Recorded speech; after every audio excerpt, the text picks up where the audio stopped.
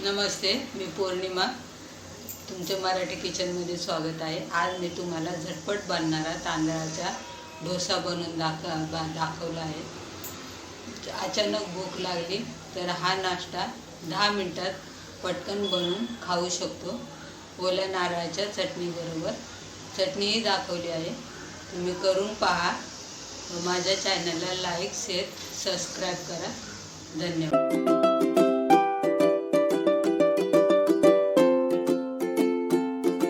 1 cup तांदळाचं पीठ घेतलं आहे. त्याच्यामध्ये चवीनुसार मीठ टाकलेलं आहे व हे थंड पाण्यात मिक्स करून घेतलेलं आहे या कन्सिस्टन्सीमध्ये. आता डोसा मी तुम्हाला बनवून दाखवते. डोशाचा तवा आहे, त्याला मी थोडंसं तेल लावून घेतलं आहे. तर मी त्याच्यावर डोसा टाकते.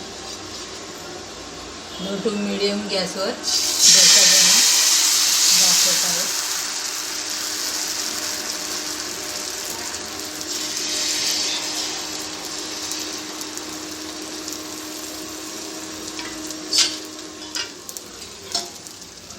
दहा मिनिटासाठी झाकून ठेवते.